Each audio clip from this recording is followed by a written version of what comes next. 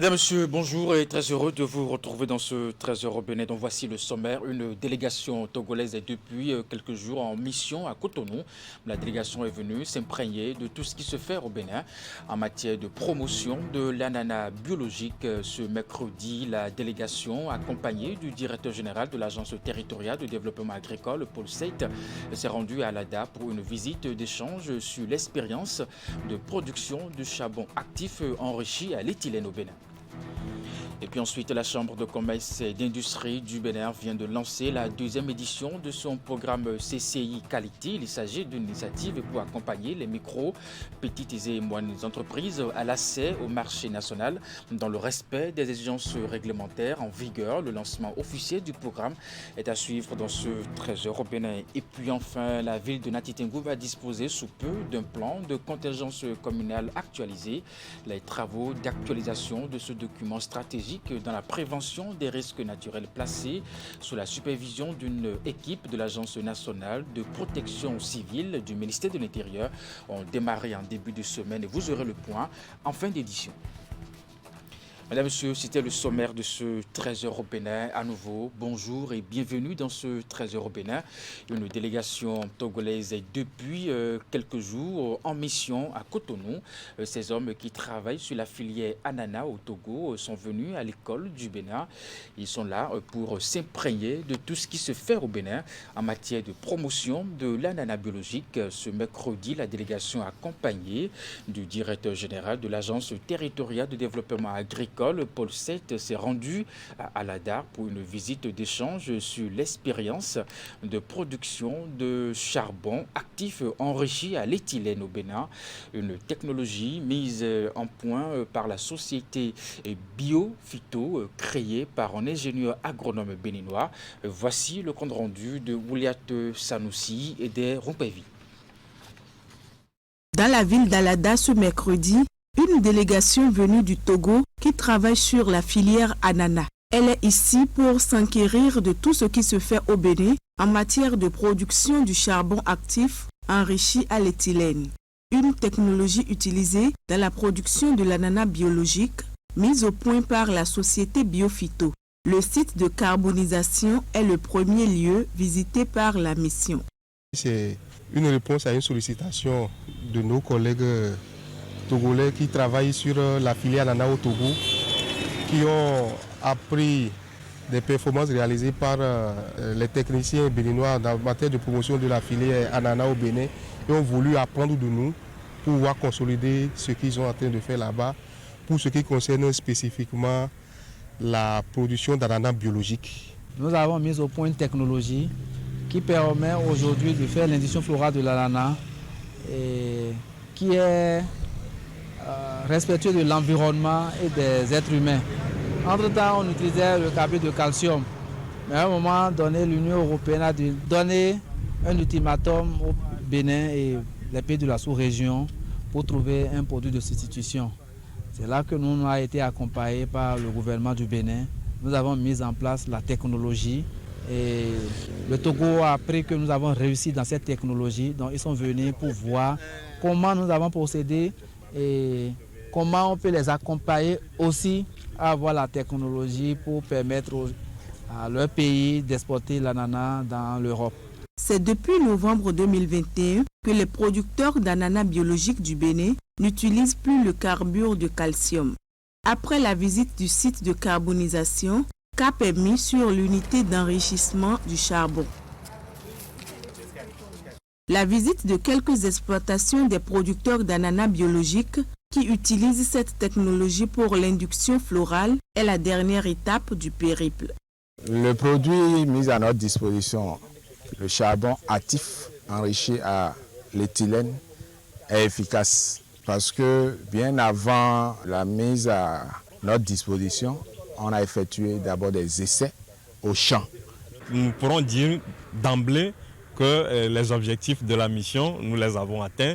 Maintenant, il nous reste encore des étapes à franchir et ces étapes, c'est de maintenir le cap dans la collaboration avec les partenaires au niveau du Bénin et également nous au niveau du Togo pour que nous puissions continuer par soutenir davantage les producteurs d'ananas pour entrer dans une dynamique de production bio en trouvant une solution au traitement induction florale.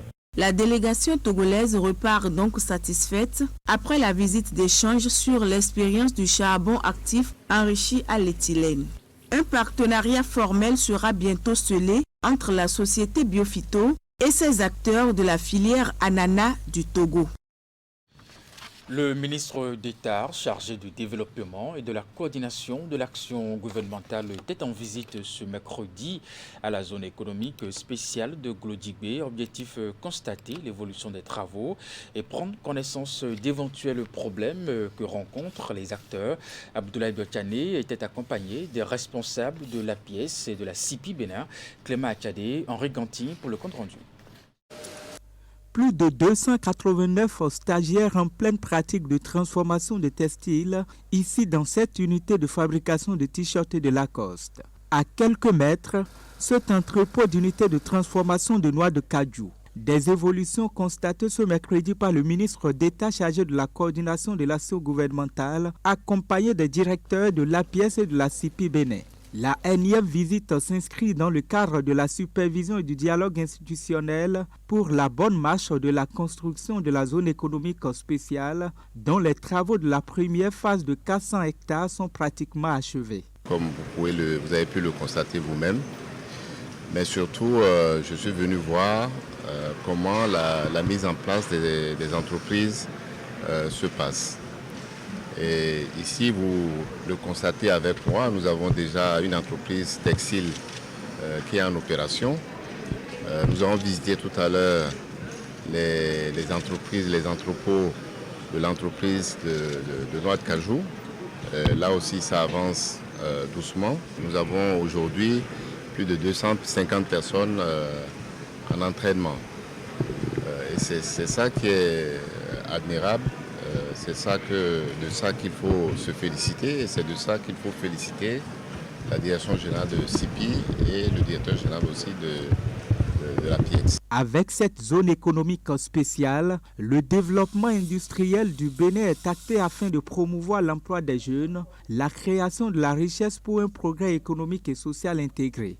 Satisfait de ces descentes régulières du gouvernement, l'APS et la CIPI Bénin se sentent encouragés et réaffirment leur engagement et la détermination à passer à l'étape de la promotion de la GDIZ. Nous sommes désormais dans la phase de promotion de la zone. Nous avons fini totalement les travaux de développement des premiers 400 hectares.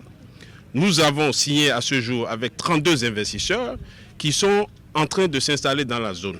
Au nombre de ces investisseurs, nous avons 3 investisseurs qui vont installer dans la zone 3 usines intégrées de textiles qui vont transformer à elles seules 12,7% des fibres de coton du Bénin et employer chacune 5000 personnes. La PIEX a également le rôle de tout faire pour faire de manière à ce que la CIPI puisse rapidement travailler dans de bonnes conditions et justement aboutir à ce résultat-là. Donc c'est une satisfaction, mais c'est également un appel à aller encore plus loin parce que le gouvernement souhaite vraiment faire de cette zone un exemple, surtout de développement industriel, de développement économique et surtout de développement des emplois pour nos jeunes sœurs et nos jeunes frères. La visite de ce mercredi a permis au ministre d'État de s'enquérir de l'évolution des travaux, mais aussi et surtout de recueillir les difficultés qui émergent dans le processus de sa finalisation. L'autorité avec les acteurs entend trouver des solutions aux problèmes évoqués pour que l'objectif de départ ne soit pas perdu de vue.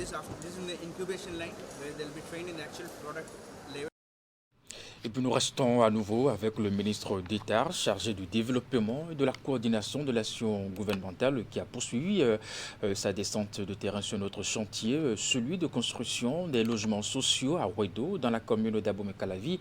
Abdoulaye Biotiané est allé s'enquérir du niveau d'avancement des travaux. Sur place, les échanges avec les responsables des différentes entreprises intervenant sur le site lui ont permis de constater que tout se passe bien et que les premiers bâtiments ouvriront leurs portes dans quelques mois. Voici ce à quoi va ressembler dans les mois à venir la cité de Ouedo dans la commune d'Abomey-Calavi. Le projet de construction de 20 000 logements sociaux prend ainsi corps comme l'a promis le gouvernement. Pour le suivi des travaux, le site accueille ce mardi 28 juin la visite du ministre d'État chargé du développement et de la coordination de l'action gouvernementale. Les logements sociaux, finalement, c'est 5 ans. La maquette du projet, les caractéristiques et les différents types de bâtiments ont été présentés au ministre Abdoulaye Biotchani.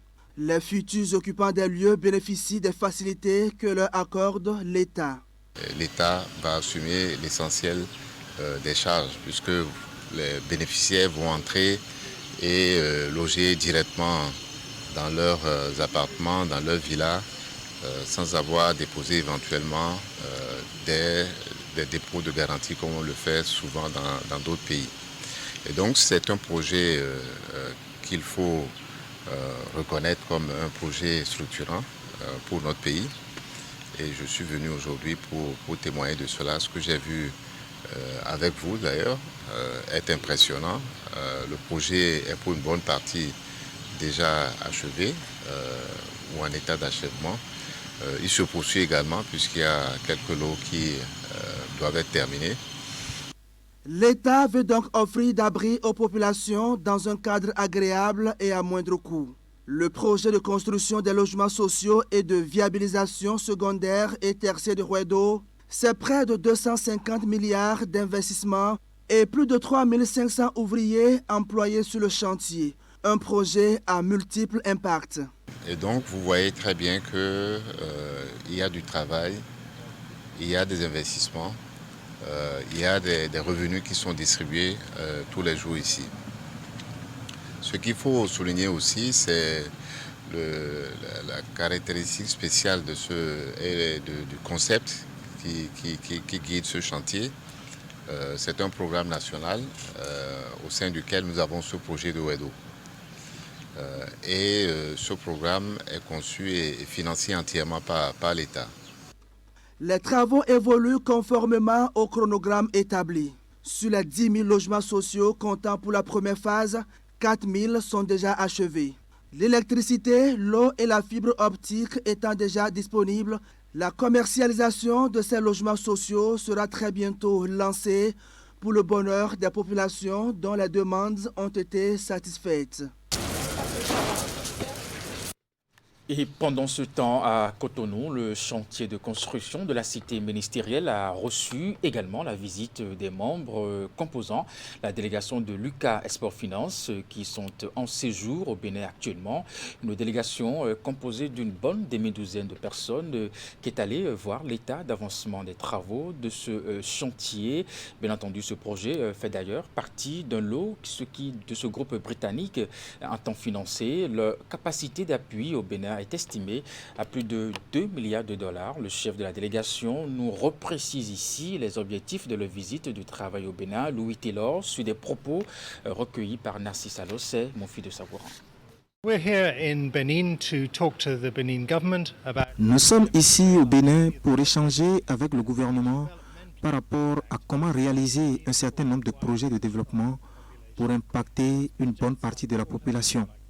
Il s'agit des projets portant sur l'eau potable, les routes, les infrastructures, l'éducation que nous allons financer. Nous allons mettre un accent sur l'éducation avec la construction d'un centre d'excellence pour apprenants afin de faire gagner au Bénin des ressources humaines de qualité. Et nous avons été agréablement surpris de voir le gouvernement disposer d'un plan clair et précis avec des priorités bien définies. Nous venons avec une capacité d'appui d'environ 2 milliards de dollars pour l'ensemble des projets.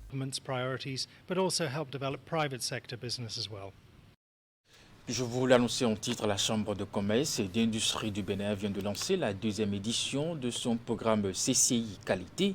Il s'agit d'une initiative pour accompagner les micro, petites et moyennes entreprises à l'accès au marché national dans le respect des exigences réglementaires en vigueur. Le lancement officiel du programme a eu lieu ce mardi au siège de la CCI Bénin. Ali Moumouni pour le reportage. Pour la 2e édition du programme CCI Qualité, la Chambre du commerce et d'industrie du Bénin apporte son accompagnement aux producteurs du secteur agroalimentaire et cosmétique des micro, petites et moyennes entreprises. Le but de ce projet démarré depuis 2021 est de renforcer les capacités managériales et compétences techniques de ces acteurs afin de leur faciliter l'accès au marché national, conformément aux exigences réglementaires en vigueur. Cette deuxième édition suivra un processus graduel d'accompagnement des entreprises bénéficiaires.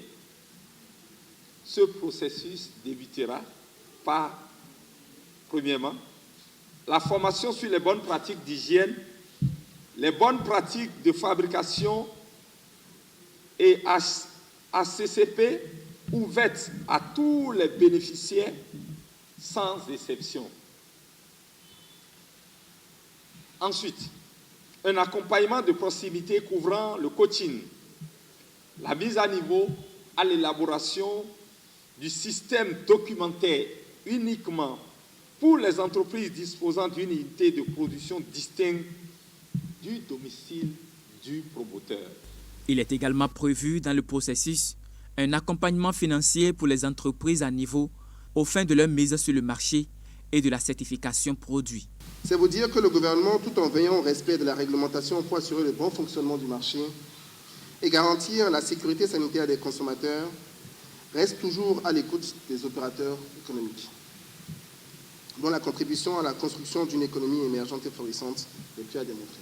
Ces innovations, fruits d'une belle collaboration entre ProSiva, l'ANM et la CCIB, pourront servir dans le cadre d'interventions à l'échelle nationale. En conséquence, nous espérons vivement que ces appuis complémentaires contribueront effectivement à atteindre les résultats attendus de cette intervention.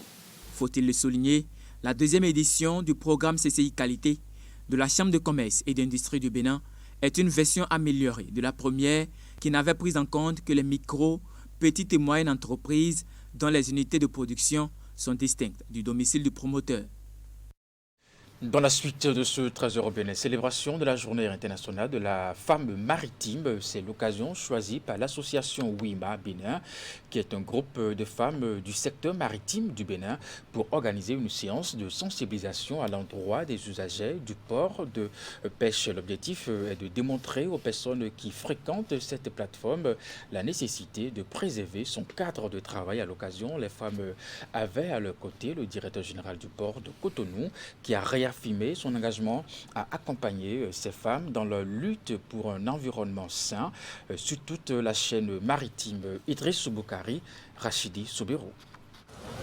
Une matinée d'action citoyenne au port de Cotonou ce jeudi 30 juin. Les femmes de toutes les structures intervenant sur la plateforme portuaire réunies au sein de l'association WIMA Bénin célèbrent ainsi de la plus belle des manières la Journée internationale de la femme maritime et par la même occasion, le mois de l'environnement placé sous le thème « L'autonomisation de la femme maritime dans un environnement sain ». Avec le directeur général du port autonome de Cotonou à leur côté, elles ont initié cette séance de sensibilisation à l'endroit des usagers du port de pêche. En milieu maritime où nous sommes ici, l'autonomisation des femmes dans une communauté maritime et dans un environnement sain a permis de sensibiliser à l'importance de l'égalité des sexes conformément aux objectifs du développement durable ODD et de mettre en lumière l'apport considérable des femmes du monde entier et plus particulièrement celles du Bénin et du secteur maritime. WIMA Bénin a pensé à quelques actions pratiques telles que ne rien jeter dans la mer et dans les eaux intérieures, travailler à limiter au maximum l'utilisation des déchets plastiques dans l'enceinte portuaire et aussi dans toutes les structures engagées dans l'économie bleue. Joignant l'acte à la parole, des poubelles ont été mises à la disposition des usagers du port de pêche pour garder leur cadre de vie propre afin que les produits qui en sortent soient sains. Pour l'autonomisation de la femme maritime, WIMA Bénin s'investit dans le domaine de l'entrepreneuriat de la femme du secteur maritime, le leadership féminin, la lutte contre la pauvreté, la promotion des métiers maritimes et portuaires auprès des filles du Bénin et l'insertion de la jeune fille désireuse d'évoluer dans le secteur maritime. Et je voudrais pour preuve vous dire que la représentante pays est une capitaine. C'est à cela que nous voulons convier les femmes, les jeunes filles à emprunter ce chemin. Les métiers portuaires sont des métiers d'avenir. Nous voulons que nos sœurs, les femmes puissent embrasser cette carrière. Voilà, nous sommes ici pour inaugurer quelques poubelles symboliques pour vraiment montrer notre intérêt et notre concern pour rassurer que les femmes sont bien traitées. On sait aussi que dans quelques années, 2 années, pour dire, on va quand même améliorer l'endroit encore plus. On va relocaliser le port de pêche avec tous les précautions pour les pêcheurs, pour les dames, pour rassurer qu'on travaille dans une situation le mieux possible. Mise en place en avril 2022, Wima Bénin fait partie de l'association mère Care Wima Africa représentée dans 26 pays africains. Elle vise entre autres à favoriser la participation effective des femmes à la vie du secteur maritime et au processus de prise de décision et contribuer à l'exécution de l'agenda 2063 de l'Union africaine ainsi qu'au développement de l'économie bleue.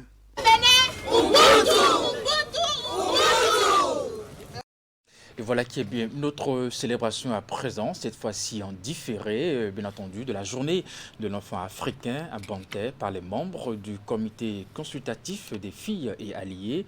Les festivités ont été le cadre choisi par les organisatrices pour lancer une campagne de sensibilisation en vue d'une lutte plus efficace contre la maltraitance des enfants dans cette commune. L'initiative soutenue par Plan International Bénin entre dans le cadre des activités inscrites au plan du travail du projet pour les filles. L'occasion a été propice pour les autorités et autres acteurs présents de prendre l'engagement d'œuvrer davantage pour les objectifs du projet dans la zone.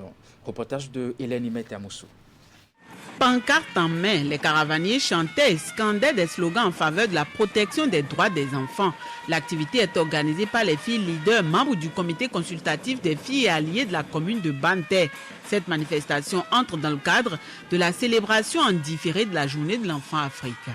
Sur le projet Plan pour les filles, elles ont l'obligation de mener des activités pour impacter leur communauté. Et sur cette base, elles ont décidé de parler aux autorités, de parler à vous, chers parents, pour que chaque enfant ait droit à l'amour, que chaque enfant soit comblé en termes d'éducation, en termes de loisirs et que les droits d'enfants soient respectés. La caravane donne également le top d'une campagne de sensibilisation initiée par cette dernière en vue d'une lutte plus efficace contre la maltraitance des enfants.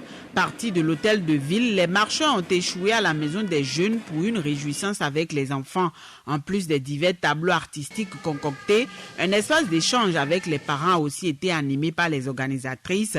Les discussions ont porté sur la situation des enfants de la commune, les dispositions légales ainsi que les sanctions prévues pour dissuader les géniteurs et autres indélicats qui soumettent les enfants au mauvais traitement.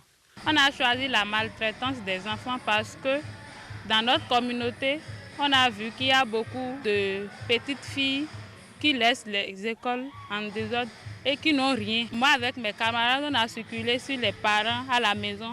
On a vu comment ils traitent les enfants. Il y a certains parents même qui ne donnent pas manger à leurs enfants. Nous espérons que les patrons d'ateliers et patrons commencent par donner des connaissances aux apprentis et ne les exploitent plus. Et on espère aussi que les parents cessent d'envoyer leurs enfants en domestique. Pour les autorités et autres responsables de structures présents, l'initiative prise par les filles leaders est louable. Ces festivités de la journée de l'enfant africain à Banté donnent la preuve de l'engagement des organisatrices à contribuer à l'amélioration des conditions de vie de leurs pères ainsi que des enfants du pays des pactes de terre. Cette activité, pour moi, est déjà un premier résultat du projet Plan pour les filles. Parce que ce que nous recherchons dans ce projet, c'est de travailler à ce que vous puissiez avoir confiance en vous-même, que vous puissiez prendre des initiatives et que ainsi vous puissiez contribuer au développement de votre localité. Des filles leaders dans chaque localité de notre commune. Je me réjouis de cette initiative portée par Plan Bénin International et ses ONG associées. Je voudrais réitérer l'engagement de tout le conseil communal à accompagner cette initiative. Venus des divers arrondissements de la commune, filles, leaders, parents et autorités sont repartis contents des moments passés. De nouvelles résolutions ont été prises par chacune des parties afin de changer la situation des enfants de Banté. Et pour finir, la ville de Nati Tengou va disposer sous peu d'un plan de contingence communal actualisé. Les travaux d'actualisation de ce document stratégique dans la prévention des risques naturels placés sous la supervision d'une équipe de l'Agence nationale de protection civile du ministère de l'Intérieur ont démarré leurs travaux en début de semaine. Alassane Arounan pour les détails.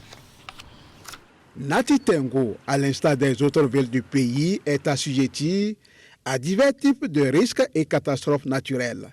C'est donc pour apporter une réponse coordonnée, rapide et efficace à ces différentes situations d'urgence liées à la manifestation de ces catastrophes identifiées que ces acteurs de la plateforme communale de réduction des risques et catastrophes naturelles se sont retrouvés autour des cadres de l'Agence nationale de protection civile pour actualiser le plan de contingence communale de Nati Tengou. Un document de planification élaboré qui permet de prévenir et gérer au mieux les différents aléas qui peuvent affecter la commune au cours d'une période bien déterminée. La communauté internationale, à travers le cadre d'action de Sendai, s'était engagée à construire, à promouvoir et à renforcer la résilience des nations et des collectivités face aux catastrophes. Pour traduire dans les faits cet engagement communautaire, le Bénin ne ménage aucun effort pour mettre en place et régulièrement à jour tous les outils nécessaires à une bonne gestion de crises, de catastrophes et catastrophes. Le plan de contingence est au premier rang de ces outils de gestion de crises et catastrophes et son actualisation justifie notre présence en ces lieux. Les présentes assises interviennent dans un contexte de crise sécuritaire aiguë en lien avec l'extrémisme violent qui affecte la Takora Nord-Ouest. Une situation qui préoccupe à plus d'un titre l'UNICEF qui s'engage à apporter son appui technique et financier dans la réalisation de ce document stratégique. En observant les déplacements des ressortissants d'un pays voisin vers le Bénin, et surtout à la lumière des attaques perpétrées par des individus armés non identifiés contre des commissariats de police de notre pays, l'exercice d'actualisation et d'élaboration de nouveaux plans de contingence auxquels vous allez vous frotter les méninges intervient à point. À ce propos, je voudrais inviter les participants que vous êtes à mettre à contribution vos expériences pour que le produit final des travaux soit un produit hautement de qualité. Les travaux vont durer exactement 7 jours, une semaine au cours de laquelle les participants passeront en revue l'analyse aléa, les jeux de scénarios, le mécanisme de coordination et de gestion, la prévention, les plans de préparation et de réponse et la mobilisation des ressources. Le conseil communal se penchera sur les mesures à mettre en œuvre pour l'accompagnement de nos partenaires techniques et financiers, ici présents, pour actualiser notre plan de contingence communale. Au terme de ces assises, Nati Tengou devra disposer d'un plan de contingence communale actualisé qui va lui permettre de mieux gérer et de coordonner les urgences en temps réel en fonction des ressources et des stratégies. Mesdames, Messieurs, c'est la fin de ce 13h au Bénin. Merci de l'avoir suivi. Le programme se poursuit sur Canal 3 Bénin à 16h. Votre bulletin d'information à 19h30, la grande édition de la soirée. Portez-vous bien et puis à très bientôt.